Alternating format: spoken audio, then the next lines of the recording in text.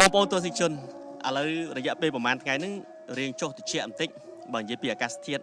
នៅពេលដែលខ្ញុំមកដល់ខេត្តតាកែវនេះគេហៅស្រុកអីគេបងស្រុកបាទីស្រុកបាទីភូមិអីណាភូមិជាទៀលឃុំថ្នោតស្រុកបាទីខេត្តតាកែវបាទឥឡូវប្លែកត្រង់ថាឥឡូវមកដល់បងប្អូនឃើញនៅខាងមុខខ្ញុំមាន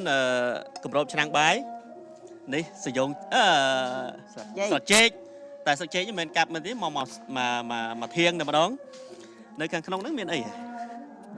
បងសាក់ទាយក្នុងហ្នឹងមានអីសាក់ទាយខ្ញុំក៏មិនដឹងច្បាស់តែមិនដឹងថាវិធីសាស្ត្រគេធ្វើមុខម្ហូបមួយបែបហ្នឹង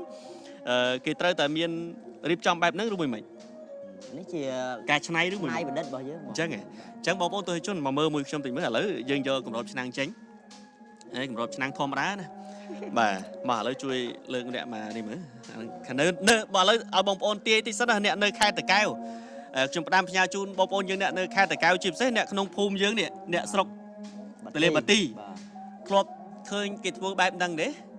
ជាពិសេសលោកប្អូនហ្នឹងគាត់ធ្វើអញ្ចឹងឥឡូវខ្ញុំសូមនាំអារម្មណ៍បងប្អូនយើងមកមើលថាតើនៅខាងនេះហ្នឹងមានអីគេអាំងអីតោះឥឡូវលើកទីអាមុកទេមុកអាមុកភាគច្រើនគេយកទៅអាំងឬក៏គេធ្វើលក្ខណៈបែបបំពងឬក៏អីមិនដែរទីសាសគេតាមតែយើងនេះបងអញ្ចឹងឲ្យតែយើងដាក់គ្រឿងហើយយើងចង់អាំងក៏បានយើងចង់បំពងក៏បានបាទថ្លៃតើបងប្អូននេះបាទថ្លៃត្រង់ថាលោកប្អូនគាត់យកមកដាក់គ្រឿងដាក់ក្រូវហើយគាត់យកមកអាំងនៅក្នុងស្ថានភាពបែបអ្នកជនបទអញ្ចឹងបងប្អូនយើងគាត់មិនបាច់ចាំឆ្កល់នេះដុំថ្មអាថ្មនេះយកមកពីណាហើយទិញពីឡានមកនេះចឹងហើយយកមកប្រុងធ្វើអីហ៎សល់ពីធ្វើផ្ទះបងអូសល់ពីធ្វើផ្ទះអាំងនេះទៅហើយដល់ពេលចឹងទៅគេរៀបចំដាក់ដូចកន្លែងអាំងសាច់អីមកឆ្ងាញ់មកគាត់នេះកឡាតល្អណាស់បងប្អូននេះទទួលអ្នកពេញដល់យើងធ្វើយើងជន់បត់តិច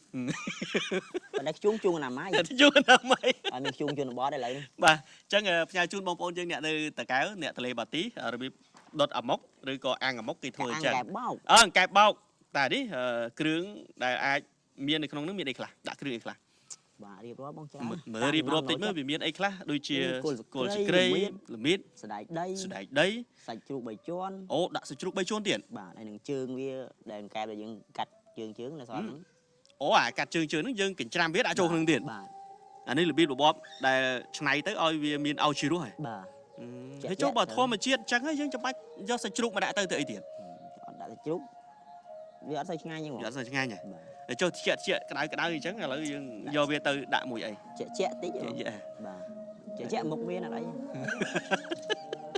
អរគុណបងប្អូនញ៉ាំជូនអ្នកខេត្តតាកែវអ្នកនៅក្នុងស្រុកទលេបាទីទាំងអស់គ្នាគ្រប់លាបាទ